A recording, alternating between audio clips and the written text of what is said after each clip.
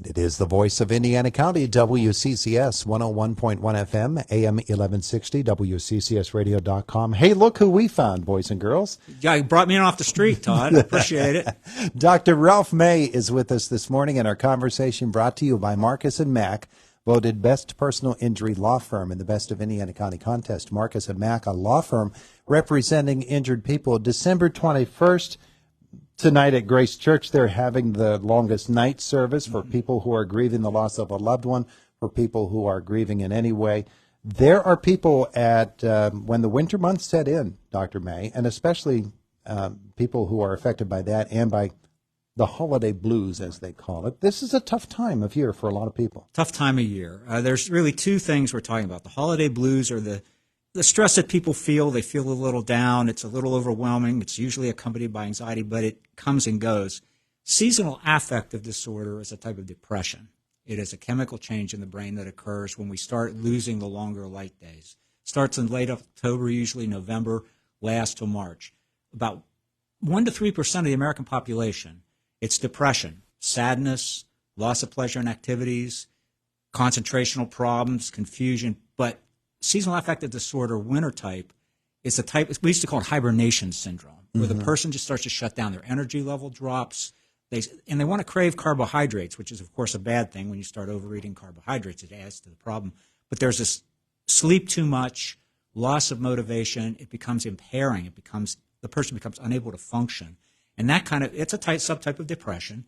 Now, the thing about seasonal affective disorder that's very important to know is that this is a type of depression that does respond to light, which, the issue here is loss of light. Our circadian rhythms, our body rhythms are anchored to light. So when we lose the light, particularly in the latitudes that are higher, we're in a higher latitude, we're not in a tropical area, so we lose a lot of light.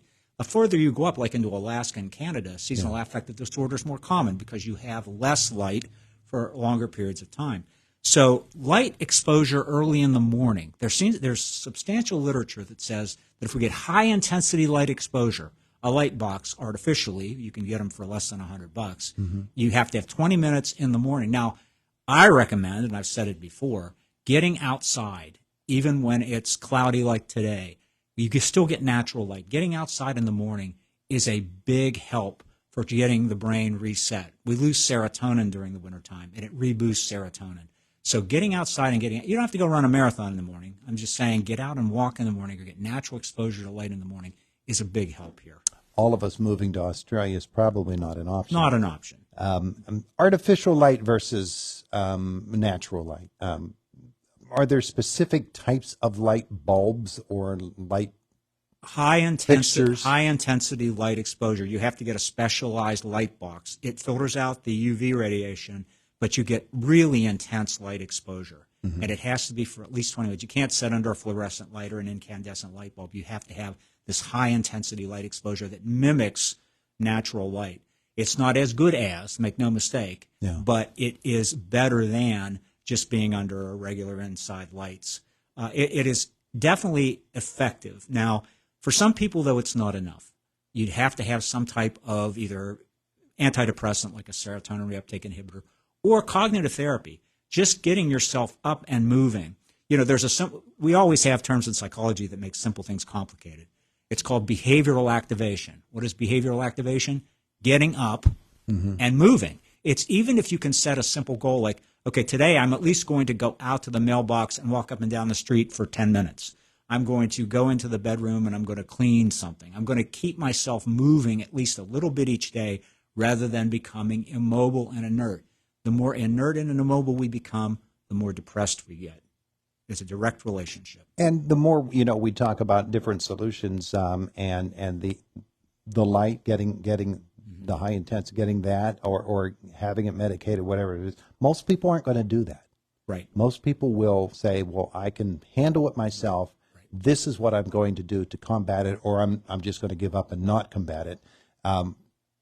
People who make that conscious decision, I'm going to fight this, are going to do it through that third method that you just mentioned. They're going to get active. Get active. And if the depression digs in, psychotherapy and counseling is really, really important because sometimes you need somebody outside of your own head to be able to help you track what you're saying to yourself, what you're talking to yourself about. this kind of depression, negative thoughts get tied up into it, like all depression. So it's like, I can't do this. I might as well give up. I mean, all the negative cycle of thinking begins, and that digs you in. You have to find ways to break through that and get yourself moving, even if you don't particularly feel like it. You can't wait for yourself to feel better to do something. You got to do something to help yourself feel better. Yeah. I always talk about the value of New Year's resolutions, and there don't seem to be a lot of positives to people making New Year's resolutions to me. However, if somebody is going to make a change in your life, and that is the change that they decide to make, well, then that's actually going to be very helpful for them. If they can make the commitment, you're right, Todd. New Year's resolutions, we look at the data. Within 30 days, most people have bailed. So it has to be something that you can weave into your life because it has personal meaning to you. It has to have meaning in you. It has to connect to something that is important. Like, I'm doing this because maybe just I don't want to feel better. I want to help my family. I want to make people feel better. I want to be a more positive influence in the world. I want to contribute something. Even it doesn't matter how big it is. I want to do something for someone. I think that's a high motivator when people find something to do for someone, like volunteering. Like, I'm retired, but I'm still busier than I ever was. So it's a case of when you have something that you're contributing in some manner, that combats depression at any time of the year. Find something to do for someone. Right. That's a real key. Really is. Now, this particular weekend coming up is a different type of depression that people will go through. Right. Holiday depression. When everybody around you is gathering, it gets very, very stressful for a lot of people, and they have difficulty handling that. A couple of pressure valve releases that folks might employ for a weekend when everybody seems to be around them and they can't find a place to get away and take a few moments. We know that during this time of year where your schedule gets really messed up because of all the things you're doing, we're all like that. Having some routine in your schedule, some time out, opportunity for exercise, opportunity for taking walks, opportunity just to go pray, opportunities to decompress yourself and remind yourself what's important here. What is important here? What's important here is having a positive experience and with your family, with the season. This is a very important season for us, Christian or not. You have to be able to say to yourself, look, what is important here? What's important here is if I'm all stressed running around and feeling bad, I'm not doing myself or anyone any favors. What I need to do is step back, take a break from it, remember what's important. What's important is that we are able to laugh. We were able to spend some time together. And sometimes when you put families together at this time of year, it's stressful because people are trying to, old things come up that maybe haven't been talked about for a while. And, so this is not a time, let me say this is not a time to solve all your family problems that have been going on for 30 years. This is a time maybe to start that process, but it's not going to fix everything in the Christmas season. So don't put pressure on yourself to make this fantastic experience. Set it up so that the stress level is low because you're pacing yourself and you're giving yourself breaks. It's interesting when you come to visit with us, we could literally go on for hours about the various issues. I can go on for hours no matter where I am. I've heard that. Yeah. The meeting or the service tonight at Grace Church is specifically for those who are grieving. And there are people who maybe lost a loved one last January. This is going to be their first Christmas without that loved one with them. They're going to struggle a little bit too. And they need, we're talking about perspective. They need that perspective, don't they? They do. And they need support. They need people around them. There's no magic words when somebody's gone through tragedy like this that you can say to make them feel better. What you need to be is with them. Listen to them. Be there to support them long term.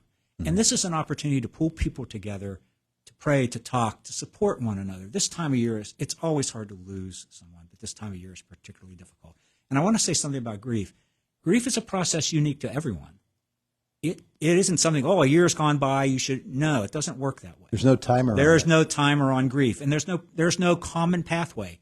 But one of the things we know is that support from your family, your friends, your community is really important. Isolation and grief is a very toxic combination. I think that the Surgeon General said loneliness may be the single greatest threat to our health that we face in this generation. And because it affects your health, not only your mental health, but your physical health. So isolation during this time of year, some people pull away, is the opposite of what you need to do. Yeah, it's wonderful listening to you talk about this, and for so many of the various topics that we've touched upon today, what you said earlier really does, it works as well as anything that you're ever going to try, and that is do something for someone. When you can do something for someone, it positively impacts you. It makes you feel like you have a meaning and purpose in life is very important. We have to draw it from somewhere. People draw it from their faith. People draw it from their commitment to others. But you don't get it from sitting and talking to yourself. You get it from being out. No matter how big or small that thing is, it doesn't have to be monumental. We know that small things make big differences. I know in my life, sometimes the smallest thing I've done for someone, I've been counseling people for years, but sometimes a little thing I've done for someone, they come back years later and say, Dr. May, you know when you did that? And it's like, I don't remember, but it was a big thing. Remember, what we do is transformed. Just being out there and doing makes the difference. I hate running out of time when I talk with you. Well, I hate not talking, so we're on the same page. But I did just run out of time talking that to happens. you. Dr. May, thank you so much. Thank you, Tom. We appreciate it. It is the voice of Indiana County. It's WCCS 101.1 FM, AM 1160, WCCSradio.com.